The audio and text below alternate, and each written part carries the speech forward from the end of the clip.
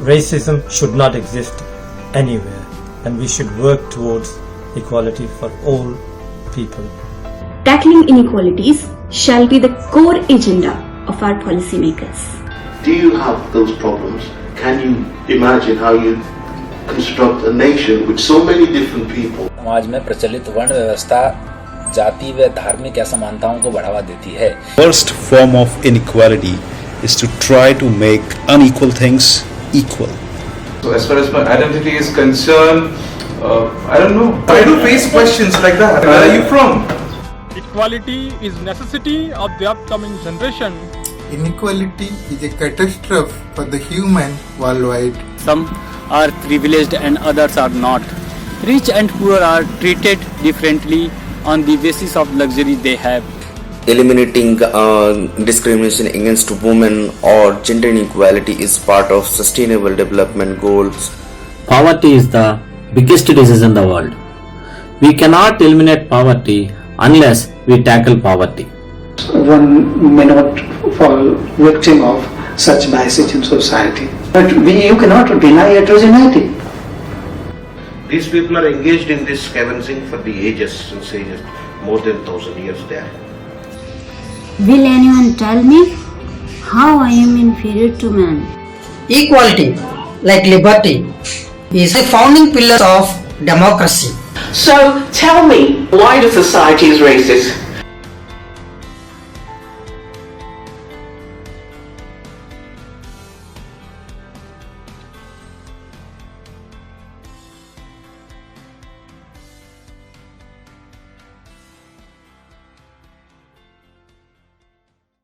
Hello friends, I am once again with you to discuss an important issue in society. Inequality. Yes, this is the topic of today's discussion. Do you also face discrimination? Have you ever felt victim of inequality, ignominy and injustice? I am sure you must have experienced them. No matter what identity you have and where you come from, the devil of inequality must have humiliated you. So let us discuss how to tackle inequalities. So friends, let us define inequality.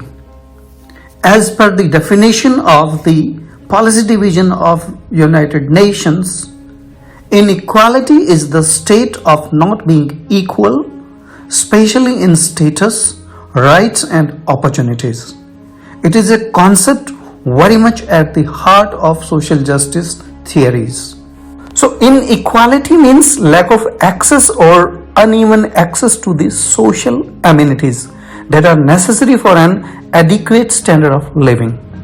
It is also the exclusion of people from full and equal participation in societal events, structure that are perceived to be important, valuable, economically, socially, culturally, personally worthwhile and socially desirable.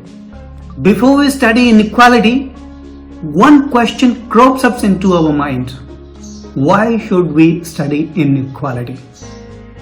This may be a valid question, but there are many valid reasons in favor of studying inequality. In fact, the study of inequality matters a lot. It matters to reduce poverty. Income, education and assets for income generation are unequal in this country. It will help in reducing both absolute and relative deprivation. It matters to achieve desired growth. It has been noticed that countries with higher levels of inequality have lower economic growth rates. If incomes are equally distributed, it may reduce poverty and lead to desired growth. Studying inequality is a matter of rights. Ethically, it is the duty of the government to maintain a reasonable degree of equality among various groups. Everyone must be given equal opportunity for individual as well as the overall growth. We need this study for peace and law and order. All sort of inequalities create utter dissatisfaction, which ultimately leads to critical law and order situations, social unrest, or violent conflicts. This hinders the progress and leads to widen the gap between the poor and the rich. We need this study for achieving SDGs.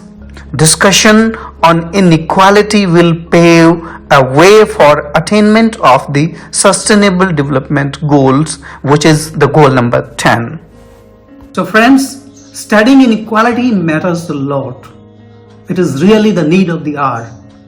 We need to study inequality for maintenance of law and order, for maintenance of peace, and for achieving the target of desired growth rate. In next few slides, I'll let you know what are some of the theories of inequality. First theory is Marx theory of inequality. According to this theory, society is based on class struggle. Capitalism is an enemy of society. Large-scale unemployment keeps wages down. Capitalism causes polarization of wealth, and a welfare state maintains the capitalist system. Radical social and political changes can deal with inequalities. The conflict theory of Marx tells us that there is a competition between groups within society over limited resources. Social and economic institutions are the tools of this struggle between classes or groups, which are used to maintain inequality and the dominance of the ruling class. Society is divided into the proletarian working class and the bourgeois ruling class. There is a conflict among capitalist factions and between various social, religious, and other types of groups. So there are four important things in conflict theory of Marx. Number one, competition. Number two, dominance of the ruling class. Number three, wrong division of society. And number fourth, capitalist factions. Now let us look at Max Weber's theory of inequality. Weber says that inequality is more complex than what Marx described.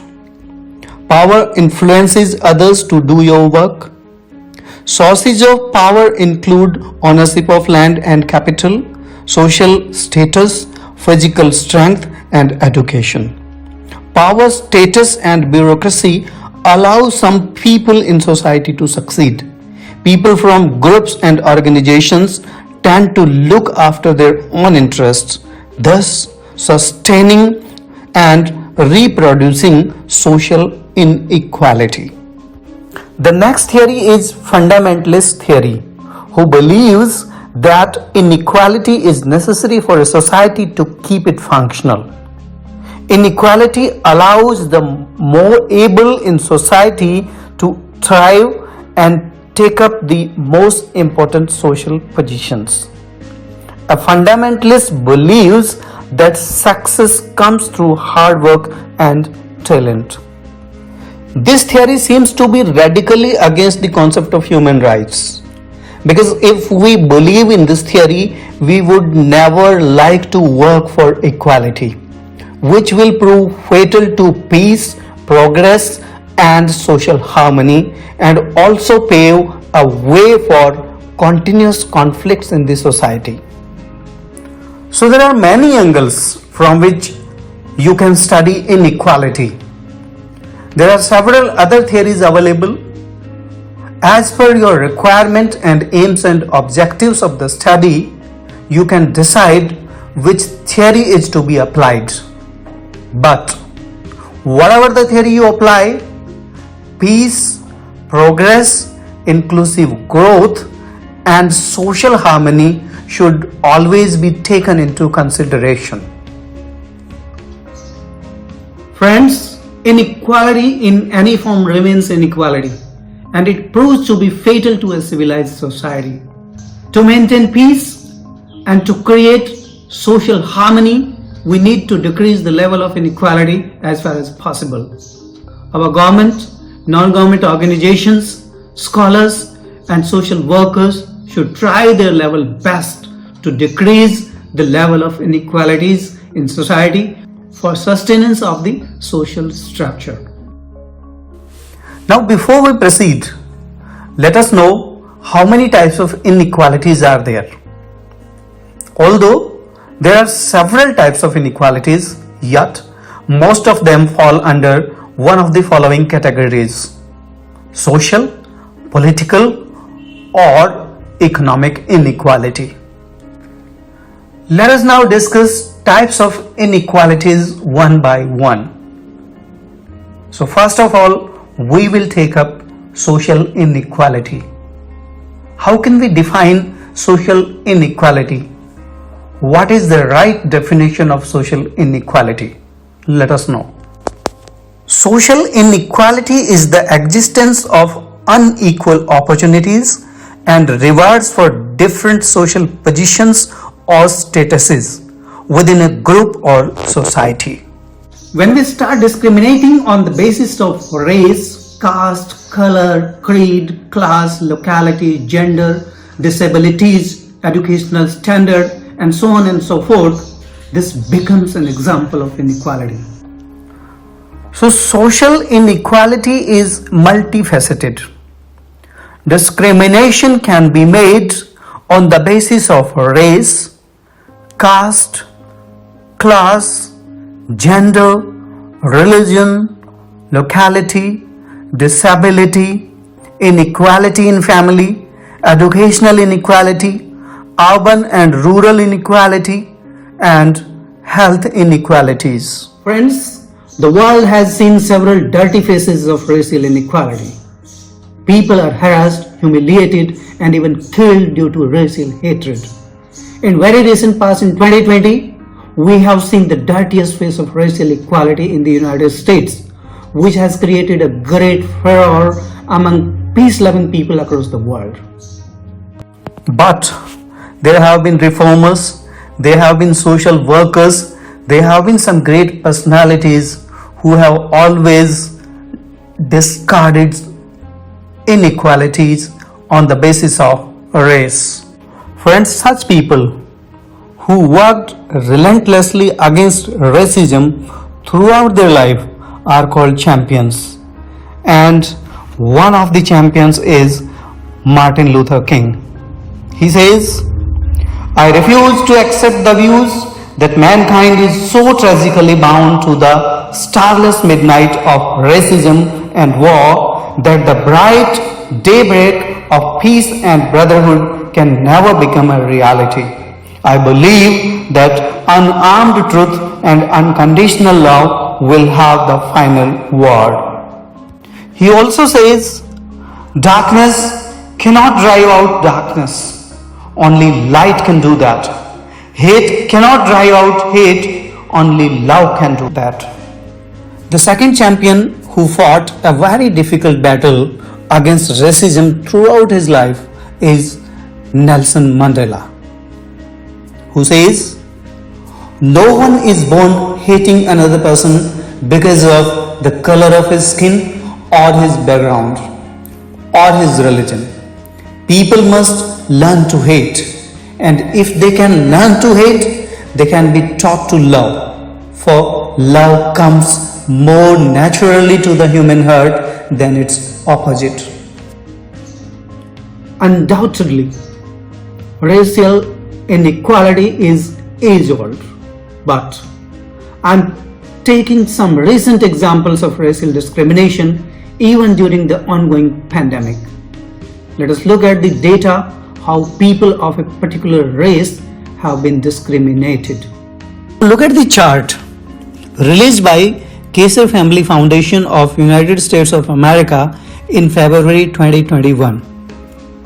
The orange bars show vaccinations, blue cases of COVID, and red deaths of black people in various states of America. Early vaccine data suggests that the racial groups in the US most at risk of the virus are not receiving the most shots. Black infections and death rates are significantly higher than their vaccination rates.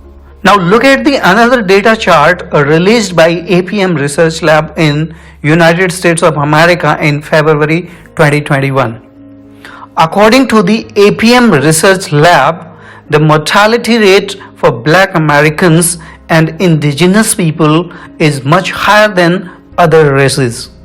For each 100,000 Americans of their respective group, about 211 indigenous people and 155 black people have died from the coronavirus compared to 121 whites and 76 Asians as of February 2nd, 2021. If you look at the data of hospitalization rate, it is equally bad. American Indian and Black are having more hospitalization rates with COVID-19. And this is the report of January 16, 2021 released by Center for Disease Control and Prevention Data, United States of America. According to this report, around 646 indigenous people and 564 black people have had COVID-19 symptoms serious enough to require hospitalization compared to 262 whites. Friends, in India we are crying for vaccines. But do you know that the population of America is almost 1/4 of the population of India? And the economy of the United States is 7 times bigger than the economy of India. Still, the black population has not been taken care properly, which shows discrimination against them. In fact, inequality is in the blood of people. But when it becomes the cause of discrimination and inhuman behavior, it hampers the growth of a country. Inequality has spared no one. The nations which practice inequality in any form have to pay for it. They have to suffer huge financial losses. Let us look at the cost of racial inequality. As per a study, the wealth gap between American whites and blacks is projected to cost the US economy between $1 to $1.5 trillion in lost consumption and investment between 2019 and 2028. This translates to a projected GDP penalty of 4 to 6% in 2028. Really, the cost of racism in the United States is horrible. As per the report of the banks, since 2000, the US economy has lost $16 trillion because of discrimination. Another study in 2016 indicates that in France, GDP could jump 1.5% over the next 20 years, an economic bonus of $3.6 billion by reducing racial gaps in access to employment, work hours, and education. So friends, so far you must have known that inequality is not only fatal to law and order and human relationship, but also to the overall economy of a country.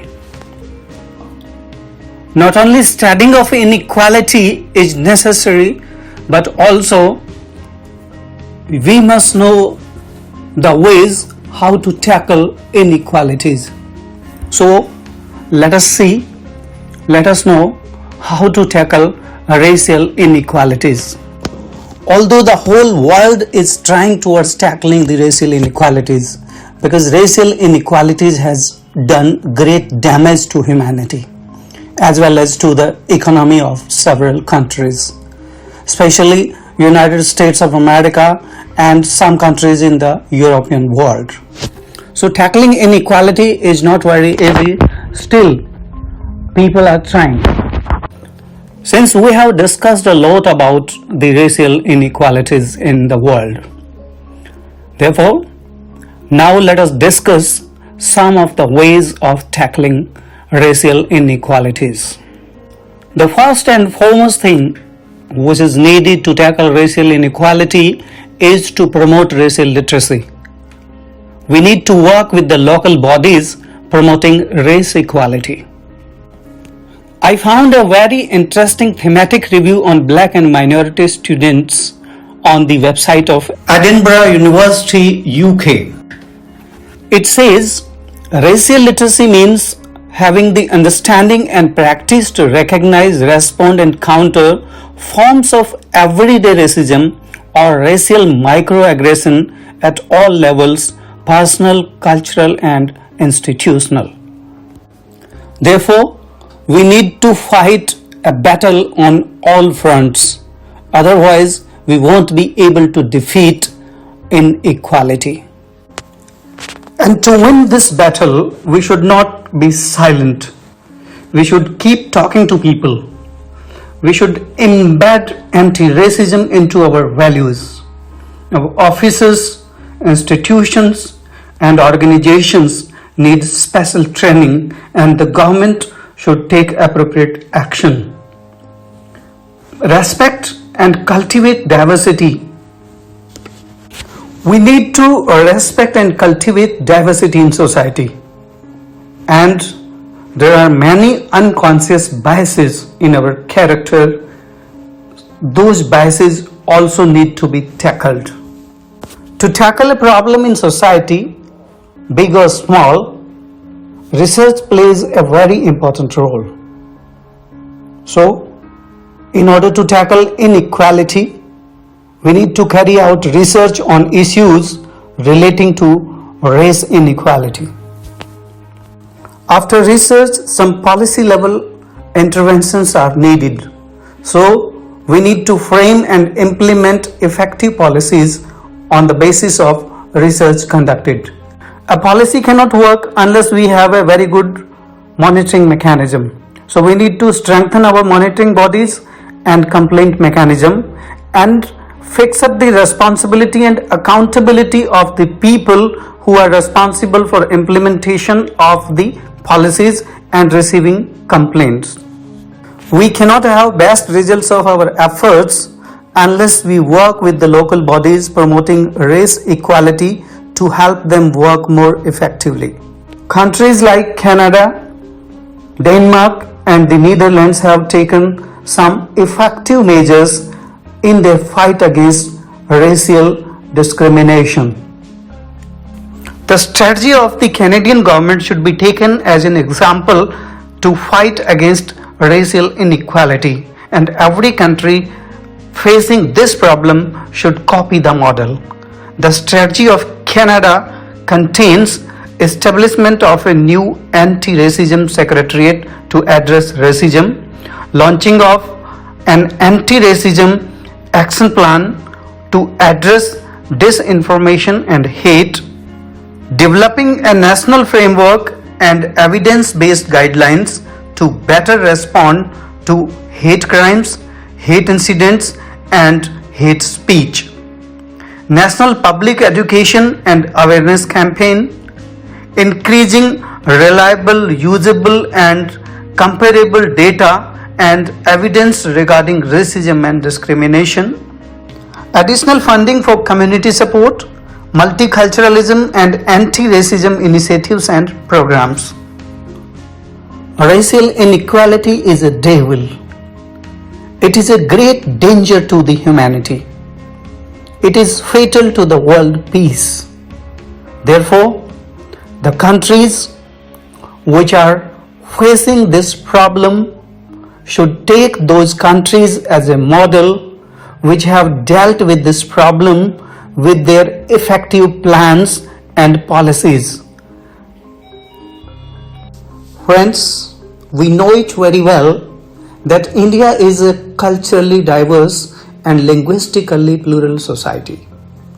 People in this country wear different dresses, have variety food and practice a number of art forms which give them a unique identity.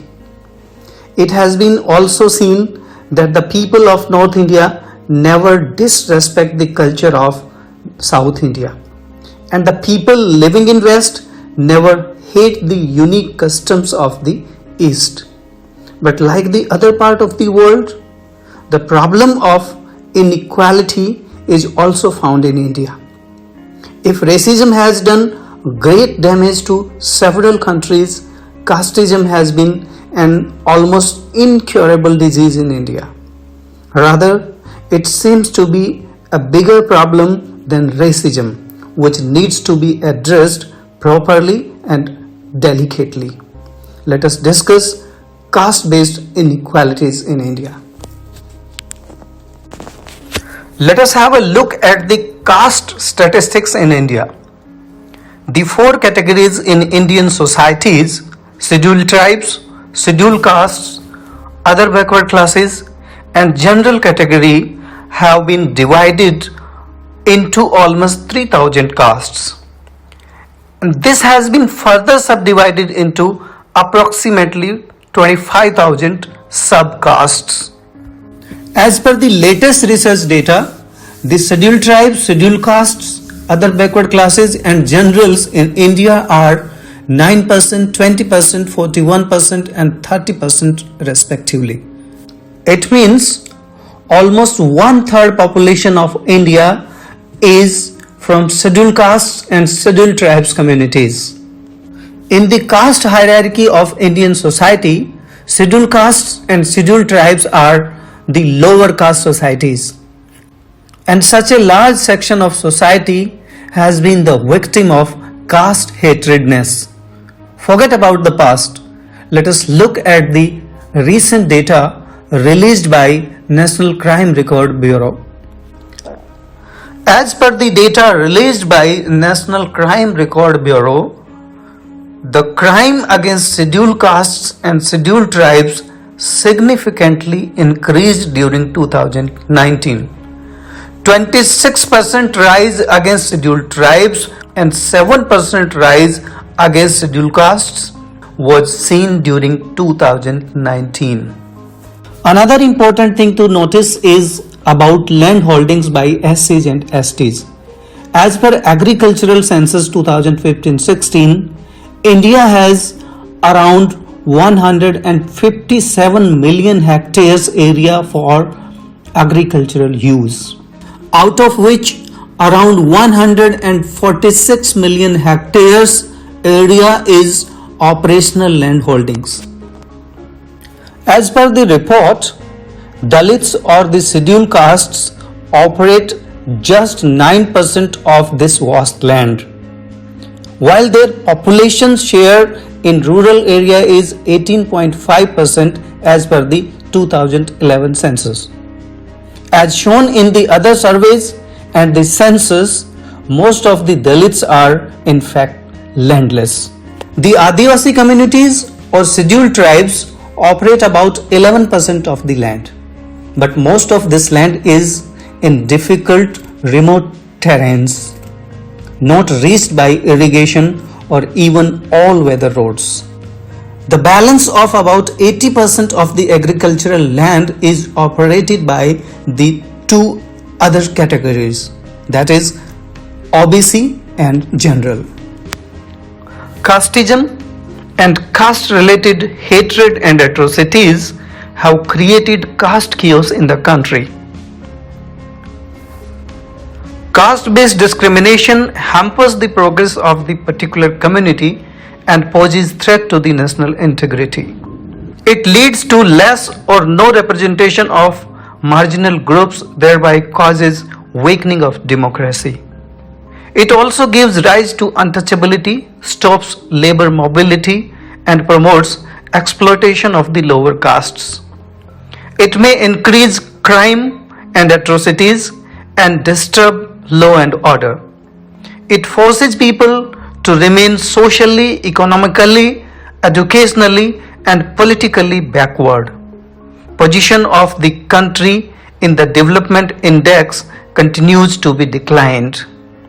It creates chances of religious conversion and stops modernization.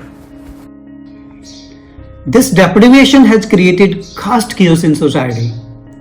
Most of the Dalits are landless laborers or having small holdings.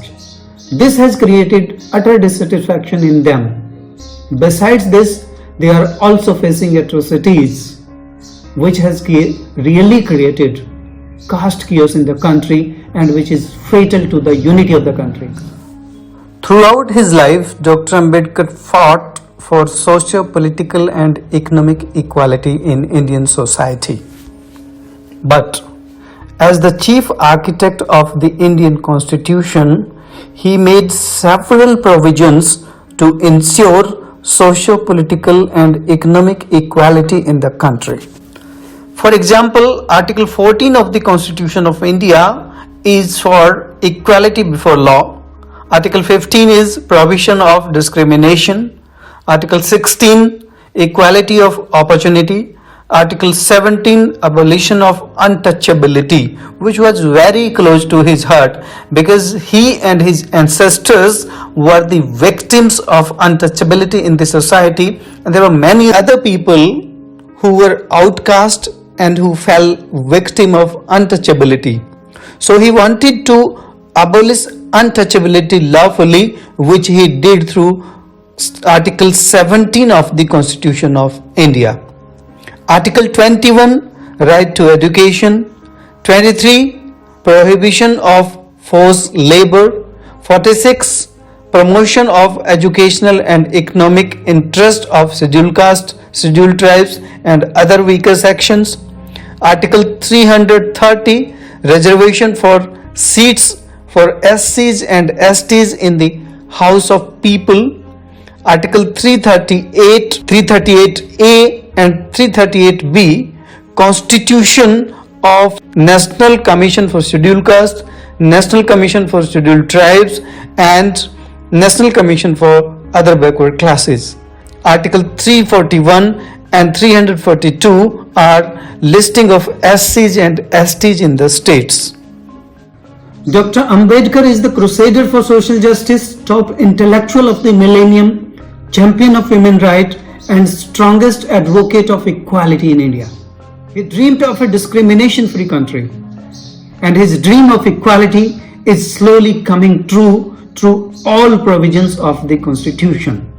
Very soon, India is going to become a culturally diverse and socially united and homogeneous society. Now let us look at affirmative action in India for the sake of equality. Affirmative action ensures equal opportunities, decreases discrimination and gives rights to the deprived people. The first and very important, much needed affirmative action is reservation. It is a step that signifies reverse discrimination. Reservation is actually representation of the deprived people in three areas: jobs and promotions, in government services, in admission in public institutions and for seats in legislature.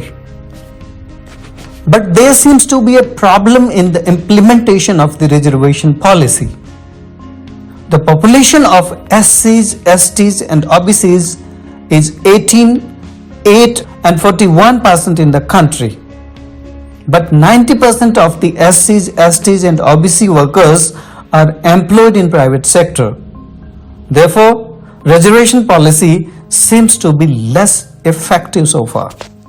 Of course, reservation policy is one of the important steps to tackle inequalities in the country. But this policy needs to be implemented rightly for right people. Besides this, there are many developmental plans which help the government in tackling inequalities in the country. And the most important plan which is being implemented nowadays is DAPSC, which is Developmental Action Plan for the Scheduled Castes. DAPSC is the part of the socio-economic and financial inclusion strategies of the Government of India. Under DAPSC, certain percentage of funds are earmarked by the ministry or department wise exclusively for the welfare of SCs. The allocated fund has to be spent for the SC welfare over and above the normal expenditure.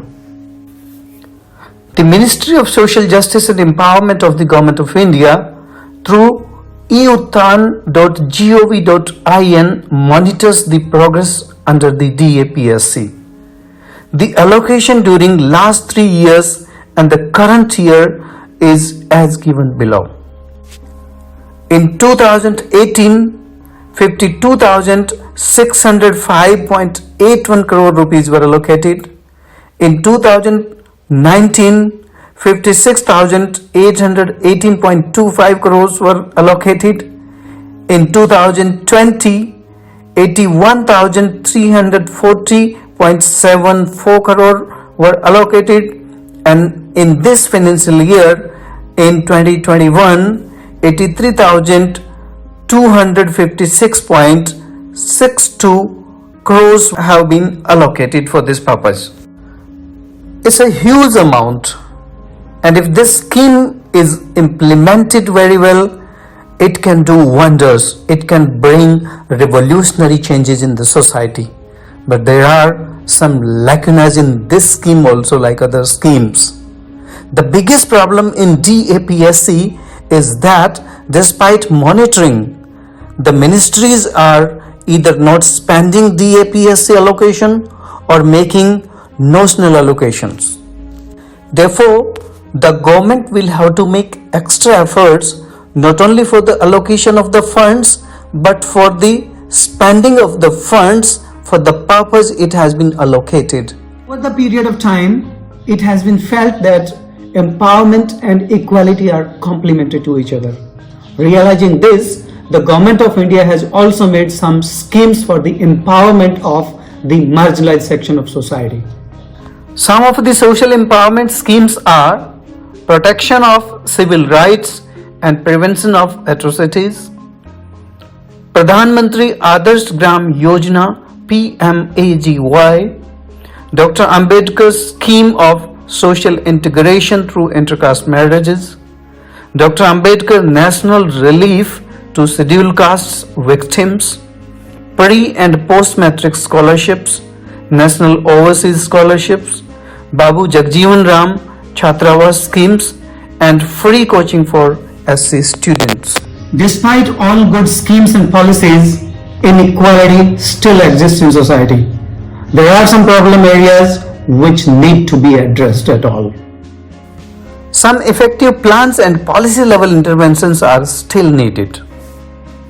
Data on poverty, basic amenities, education, standard of living, job and livelihood opportunities, land holdings, health status, atrocities, etc. indicate that the chasm of disparities between SC/STs and upper caste is deepening.